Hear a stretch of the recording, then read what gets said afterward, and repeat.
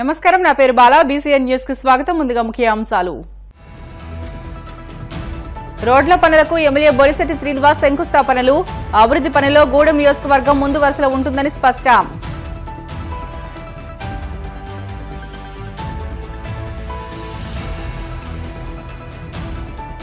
CM Chandrababu తీరుపై మాజీ మంత్రి కొట్టు అసహనం. తిరుమల లడ్డూ ప్రసాదంపై అసత్య ప్రచారం చేస్తున్నారంటూ ఆగ్రహం.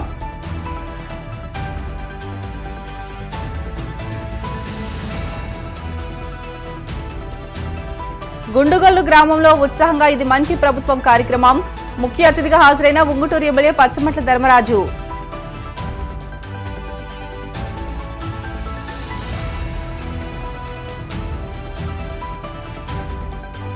ఏపీలో దుర్మార్గ పాలన కొనసాగుతుందన్న మాజీ మంత్రి కాకాని. డైవర్షన్ పాలిటిక్స్ చేస్తున్నారని అసహనం.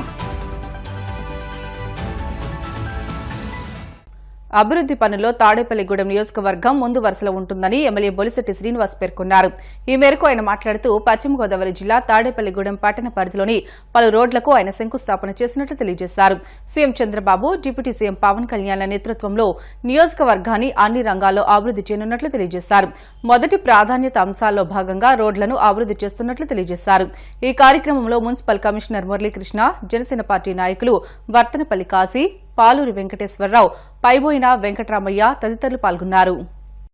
ఉన్నటువంటి మిలిటరీ కాలనీ ఏరియా నుంచి మెయిన్ రోడ్డుకి ఎన్హెచ్ఐ వెళ్ళడానికి ఇటు పక్క నుంచి ఒక రహదారిని నిర్మించడం జరుగుతుంది. మనం ఎక్కడెక్కడ అప్రోచ్ రోడ్లు ఉంటేనే మన టౌన్ డెవలప్ అవుద్ది అనే ఉద్దేశంతో అన్ని చోట్ల కూడా మనం చేస్తా ఉన్నాం. ఇప్పుడు ఒకే ఒక అప్రోచ్ రోడ్డు ఉంది. ఆ రోడ్డు తప్పితే ఇంకా వేరే వెళ్ళడానికి బయట రోడ్డు లేదు కాబట్టి ఈ రోడ్డుని అభివృద్ధి చేయాలని చెప్పి ఆలోచనతో అందరూ కూడా ఇక్కడ పెద్దలందరూ సహకారం, వాళ్ళ అభిప్రాయం కూడా ఇక్కడ ఎక్కడో మూల ఉంటున్నాం అనే ఆలోచన కాకుండా ఇది ఒక సెంటర్ పాయింట్ లాగా తయారు చేసే విధంగా అన్ని ఈ పురపాలక సంఘం కమిషనర్ గారు అందరూ కలిసి ఆలోచన చేశాం. మరి దీనికి సహకరించినటువంటి ఇక్కడ కొన్ని ఒక ఇల్లు పోతా ఉంది. అయినప్పుడు కూడా వాళ్ళందరూ కూడా ఈ ప్రాంతం అభివృద్ధి చెందుతుంది కాబట్టి తప్పకుండా మేము కూడా ఇబ్బంది ఏం లేదని చెప్పారు. తప్పకుండా అందరూ కలిసి మనం ఈ పట్టణాన్ని అభివృద్ధి చేసుకుందాం. ఈ ప్రాంతం అంతా ఇదివరకు ఎలా ఉండేదో మీకు తెలుసు. కనీస రోడ్లు ఇవాళ అన్ని రోడ్లను కూడా ఏర్పాటు చేసుకుంటూ ఉన్నాం. రహదారికి వెళ్ళడానికి NHI 5కి 16కి వెళ్ళడానికి కూడా ఈ రోడ్డు ఉపయోగపడుతుంది. మరి అదే విధంగా అందరూ కూడా సహకరించండి. ఖచ్చితంగా అభివృద్ధి చేద్దాం. ఈ ప్రాంతంలో అన్ని నీరు కానీ దేనికి ఇబ్బంది పడకుండా మరి దీన్ని అంతా బాగు చేసి బాధ్యత మనం తీసుకుందాం. అందరూ కూడా కలిసి రావాల్సింది కోరుకుంటున్నాం. తిరుపతి లడ్డూ ప్రసాదంపై ముఖ్యమంత్రి స్థాయి వ్యక్తి అసత్యాలు చెప్పడం సరికాదని మాజీ మంత్రి కొట్టు సత్యనారాయణ పేర్కొన్నారు. తాడేపల్లిగూడెంలోని మాజీ మంత్రి కొట్టు సత్యనారాయణ ఆధ్వర్యంలో పార్టీ కార్యాలయంలో మాజీ మంత్రులు కార్మూరి నాగేశ్వరరావు, చెల్లుబోయిన వేణు మీడియాతో మాట్లాడారు. ఈ మేరకు నాయకులు మాట్లాడుతూ చంద్రబాబే కావాలని జగన్మోహన్ రెడ్డిపై అసత్యాలు ప్రచారం చేస్తున్నారని అన్నారు. అధికారం కోసం చంద్రబాబు ఎలాంటి అరాచకానికైనా పాల్పడతారని ఆరోపించారు. పరిపాలనలో విఫలమయ్యారు కాబట్టే ప్రజలను తప్పుదారి పట్టిస్తున్నారని ఆరోపించారు. ఈ కార్యక్రమంలో స్థానిక నాయకులు, కార్యకర్తలు పాల్గొన్నారు. రాష్ట్రంలో 100 రోజులు పరిపాలన పూర్తి చేసుకున్న ప్రభుత్వం ఇవాళ అన్ని విధాలుగా కూడా ఫెయిల్ అయ్యి అడ్మినిస్ట్రేషన్లో ప్రజలందరూ కూడా చేదరించుకునే పరిస్థితిలోకి రావడంతో రకరకాలుగా దీన్ని ప్రజల్ని డైవర్ట్ చేసి డైవర్షన్ పాలిటిక్స్ చేయాలన్న ఒక ఆలోచనతో రాష్ట్ర ముఖ్యమంత్రి చేస్తూ ఉన్నారు. ముందులో ఏదో ఫ్లడ్స్ గురించి కొంత ఆయన స్టైల్లో ఆయన విజయవాడ నగరాన్ని ముంచేసిన దాన్ని అతనేదో JCB మీద ఎక్కి తిరిగానని జనానికి ఫోకస్ ఇవ్వటం, లేకపోతే ప్రకాశం బ్యారేజ్ని పడవలతో కూల్చేస్తారని కుట్ర చేశారని కొంతకాలం పబ్బం గడుపుకోవడం, ఇవన్నీ ప్రజలు ఎవరు నమ్మలేదు. అతని బండారంతా బయటపడిపోతుంటే ఇవాళ సాక్షాత్తు కలియుగ దైవం అయినటువంటి శ్రీ వెంకటేశ్వర స్వామినే తన కుటిలమైన రాజకీయాలకి, కుట్ర రాజకీయాలకి వాడుకోవడానికి ఏమాత్రం వెనకాడకుండా దుర్మార్గమైన రాజకీయానికి తెరలేపాడు. అదేంటంటే తన అధికారంలోకి వచ్చిన తర్వాత రాగానే తిరుపతి దేవస్థానానికి సంబంధించిన ఈవోని తను స్వయంగా తనకు కావాల్సిన మనిషిని ఏర్పాటు చేసుకున్న తర్వాత ఇప్పటి వరకు తమిళనాడు నుంచి ER డైరీ అన్న సంస్థ ద్వారా ఇప్పటివరకు నెయ్యి సరఫరా అవ్వాలి. ఇవి తెలుగుదేశం వచ్చిన తర్వాతే ఫస్ట్ టైం కన్సైన్మెంట్ నెయ్యి వచ్చినట్టుగా చెప్తా ఉన్నారు. ఆ నెయ్యిలో వీళ్ళు ముందే ప్లాన్ చేసుకుని పథకం తయారు చేసుకుని నెయ్యిలో కల్తీ జరిగింది అని కోట్లాది మంది, ప్రపంచవ్యాప్తంగా ఉన్న కోట్లాది మంది హిందూ భక్తుల యొక్క మనోభావాలు దెబ్బతినే విధంగా కుట్రకు తెరలేపడం జరిగింది. ఇది జరిగిందంతా కూడా ఇతను ముఖ్యమంత్రి అయిన తర్వాత ప్రసాదం తయారీలో జరిగిన అవకతవకల్ని గత ప్రభుత్వానికి ఆపాదించేలాగా ఎలా చేయగలుగుతాడు? ఇంత దుర్మార్గమైన ఆలోచనలున్న వ్యక్తి మన రాష్ట్రానికి ముఖ్యమంత్రి అవడం అన్నది మరి మన రాష్ట్ర ప్రజల దౌర్భాగ్యం. ఏదేమైనా దీన్ని ముక్తకంఠంతో ఖండించవలసిన అవసరం ఉంది. ప్రధానంగా రాష్ట్రంలో జరుగుతున్నటువంటి బర్నింగ్ టాపిక్, ముఖ్యమంత్రి స్థాయిలో ఒక అబద్ధాన్ని ప్రచారం చేసి ఇది మంచి ప్రభుత్వం అని.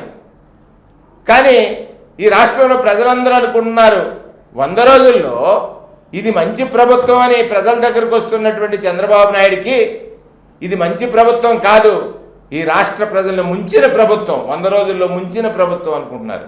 మాకు తీసి ఊబెట్టాల, మంచి ప్రభుత్వం కాదు నాయన, ఇది ముంచిన ప్రభుత్వం అనేటువంటి స్థితిలో ప్రజలందరూ ఆలోచన చేస్తూ ఉన్నారు.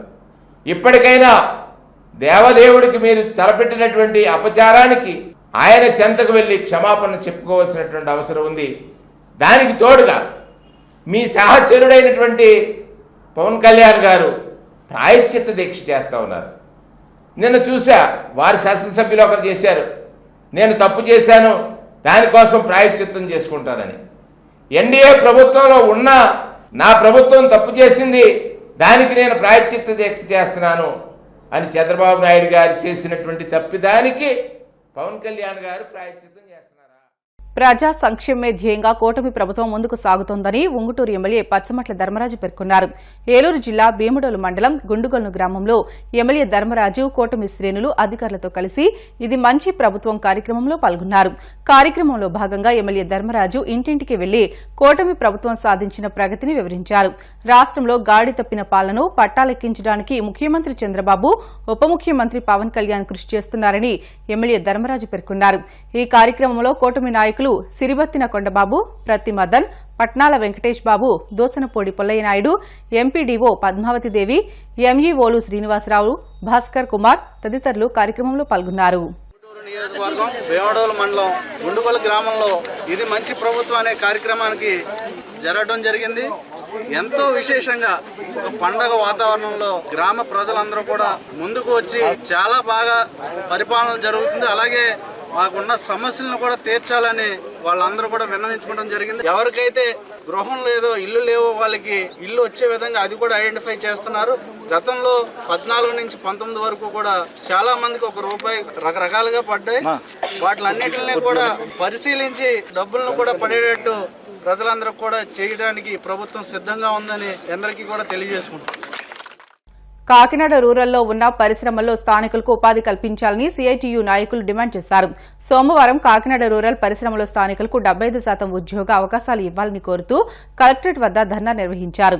ఈ సందర్భంగా సిఐటియు కాకినాడ రూరల్ కన్వీనర్ తొట్టిపూడి రాజా, ఐఎఫ్టియు రాష్ట్ర ఉపాధ్యక్షులు జె వెంకటేశ్వర్లు మాట్లాడుతూ కాకినాడ రూరల్లో ఉన్న పరిశ్రమలో స్థానికులకు ఉపాధి కల్పించాలని డిమాండ్ చేశారు.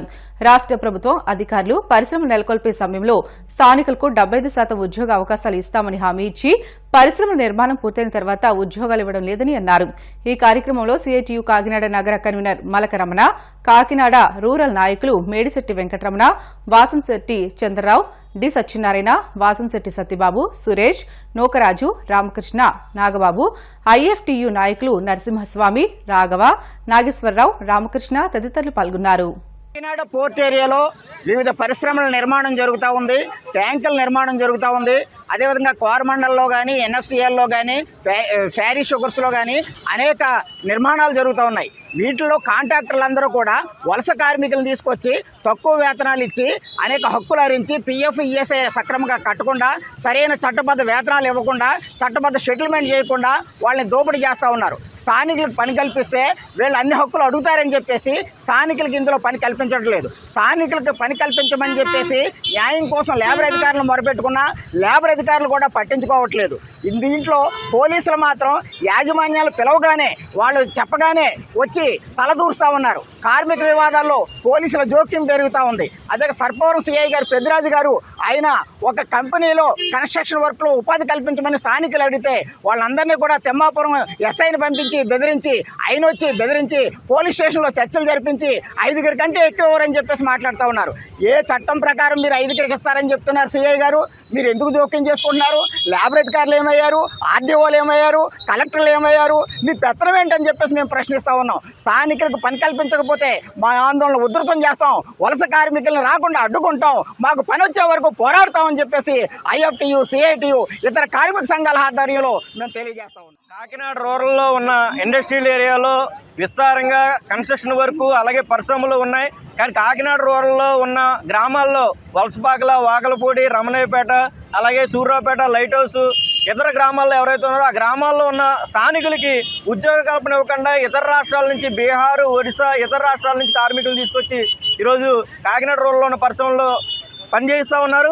స్థానికులకు ఉద్యోగాలు ఇవ్వమంటే మాత్రం ప్రభుత్వం స్పందించట్లేదు. గత ప్రభుత్వం 70% ఉద్యోగాలు ఇవ్వాలని చెప్పి ప్రకటించింది. జీవో కాపీ ఇవ్వండి, ఆర్డర్ ఇవ్వండి అని చెప్పి ఎవరు అధికారులు అడిగితే ఆర్డర్ ఇవ్వలేదు. ఇప్పుడు అడుగుతుంటే కనీసం కన్స్ట్రక్షన్ ఫీల్డ్లో ఉపాధి కల్పించండి, ఖాళీగా ఉన్న రెగ్గర్లో, వెల్డర్లో, గ్రైండర్లో వీళ్ళంతా పనిచేసే కార్మికులు ఉన్నారు, వాళ్ళకి ఉద్యోగ అవకాశం కల్పించండి అని అడిగితే ఈరోజు కల్పించకుండా ఇతర అధికారుల చేత ఈరోజు పోలీసులు కూడా ఈరోజు ఇన్వాల్వ్ అవి చర్చలకు మేము కూడా మాట్లాడతామని చెప్తాను. డీసీఎల్ ఆఫీసులో 4 రోజుల కింద లెటర్ ఇస్తే డీసీఎల్ కనీసం ఈరోజు పిలిచి ఎవరితోటి చర్చలు జరపలేదు కార్మిక సంఘాలతోటి. కానీ పోలీసులు మాత్రం ఇన్వాల్వ్ అవి పదే కార్మికుల సంఘాలు ధర్నాలు చేస్తుంటే పోలీసులు వచ్చి ఈరోజు మీరు ధర్నా చేయకండి, రండి మేము చర్చలు మాట్లాడతామని చెప్తా ఉన్నారు. మీరు ఏమన్నా లేబర్ ఆఫీస్ నుంచి వచ్చారా, లేబర్ అధికారులా అని అడుగుతా ఉన్నాం. ఈరోజు ప్రభుత్వం ఎన్నో స్పందించాలి. కడప జిల్లాలో ఆశా కార్యకర్తలపై వైద్య సిబ్బంది వేధింపులు ఆగడం లేదని ఆశా వర్కర్స్ యూనియన్ జిల్లా గౌరవాధ్యక్షులు వేణుగోపాల్ పేర్కొన్నారు. కడప జిల్లా వైద్య ఆరోగ్య శాఖ అధికారికి ఆశా కార్యకర్తల సమస్యలపై వినతి పత్రం అందజేశారు. ఈ సందర్భంగా వారు మాట్లాడుతూ ఆశాలకు సంబంధం లేని పనులను వైద్య సిబ్బంది చెబుతూ వేధిస్తున్నారని అన్నారు. సిబ్బందిని బండబూతులు తిడుతూ భయభ్రాంతులకు గురి చేస్తున్నారని వాపోయారు. ఈ విషయాలన్నీ జిల్లా వైద్య ఆరోగ్య శాఖ అధికారులకు వినవించగా సానుకూలంగా స్పందించి సమస్య పరిష్కారానికి కృషి చేస్తామని హామీ ఇచ్చారని ఆశా కార్యకర్తలు తెలియజేశారు. అనేక సంవత్సరాలుగా రాష్ట్ర వ్యాప్తంగా ఆశా కార్యకర్తలకు ఉన్నటువంటి సమస్యల పరిష్కారం కోసం ఒక ప్రత్యేకమైనటువంటి గ్రీవెన్స్ సమావేశాన్ని ఏర్పాటు చేయాలని చెప్పేసి అడిగినటువంటి సందర్భంలో ఇవాళ రాష్ట్ర వ్యాప్తంగా రాష్ట్ర ప్రభుత్వం అన్ని డిఎంఎండ్హెచ్ఓ కార్యాలయాల్లో ఆశాలకు సంబంధించినటువంటి సమస్యలు ఏవైతే ఉన్నాయో వాటిని పరిష్కరించేదానికి గ్రీవెన్స్ను ఏర్పాటు చేయడం జరిగింది. అందులో భాగంగా కడపలో జరిగినటువంటి ఈ గ్రీవెన్స్కు స్పందన కరువైందని చెప్పేసి మేము అభిప్రాయపడతా ఉన్నాం. ఆశాలను అనేక రకాలుగా ఇబ్బందులకు గురి చేస్తూ ఉన్నారు. ఆశాలను బండ బూతులు తిట్టి భయానికి లోనయ్యేటట్టు చేసి పనులు చేపించుకునేటువంటి పరిస్థితిలో ఉన్నారు. ఆ విషయాలన్నీ కూడా గతంలో అనేక సందర్భాల్లో జిల్లా వైద్య ఆరోగ్య శాఖ అధికారి దృష్టికి తీసుకుపోయినప్పటికీ కూడా ఏమాత్రం స్పందించకుండా వచ్చి మెమరాండం ఇచ్చే సందర్భంలో కూడా వచ్చినటువంటి ఆశా యూనియన్ల లీడర్లను కూడా బెదిరించి వెనక్కి పంపించేటువంటి ధోరణి కనపడతా ఉంది. కాబట్టి ఈ గ్రీవెన్స్కు అంత స్పందన లేదు.